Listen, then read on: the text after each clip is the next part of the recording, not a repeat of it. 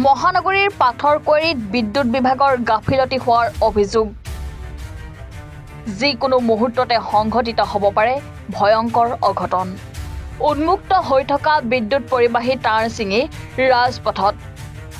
অহা যোৱা কৰা পথচাৰী অথবা যান-বাহন চালকৰ ওপৰত সংঘটিত হ'ব পাৰে ভয়ংকৰ কাণ্ড পাথৰকুঁৱৰী কাৰ্বি ক্লাবৰ সমীপত কিছুদিন পূৰ্বে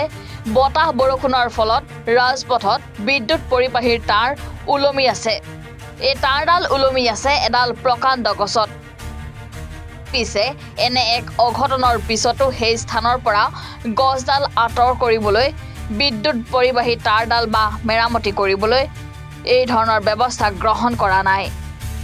যাৰ ফলত বিপদ সংকুলভাৱে থকা গছডালৰ লগতে বিদ্যুৎ পৰিবাহী তাঁৰডাল ছিঙি যিকোনো মুহূৰ্তত পথচাৰীৰ গাত পৰাৰ সম্ভাৱনাই প্ৰকট চিটি বোৰ্ডৰ ইনফৰমেশ্যন কৰা হৈছে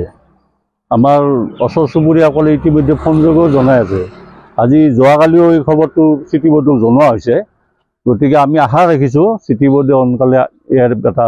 ব্যৱস্থা ল'ব লাগে গছডাল ইতিমধ্যে 50% ভঙা অৱস্থাত আছে 50% বেছি 75 মানে হ'ব আৰু ইতিমধ্যে লাইটৰ তাঁৰৰ ওপৰতে ওলমি আছে এইডাল ছিঙি যাব গছৰ ঠানি ডালবিলাক ৰাস্তাত পৰিব আৰু সেই সময়ত যদি কোনোবা মানুহ থাকে নিশ্চয় মৃত্যুমুখত পৰিব গতিকে ইমিডিয়েট আমি আশা ৰাখিছোঁ চিটি বোৰ্ডৰ পৰা ব্যৱস্থা সোনকালে ল'ব গছডাল অন্তত কাটি আঁতৰ কৰিলেহে ইয়াত এটা সুমীমাংসা হ'ব বুলি আশা ৰাখিছোঁ কিন্তু আমি আজি প্ৰায় 25 দিনমান আগতে গছজোপা এনেকুৱা ভাঙি পেলাই তাঁৰৰ ওপৰত লটি আছে বহুত কেইজনে কমপ্লেইন কৰিলে 6-7জনমান মানুহে ফোন কৰিলে ফোন কৰি তেওঁলোক বোলে দুদিন আহিছিলে বোলে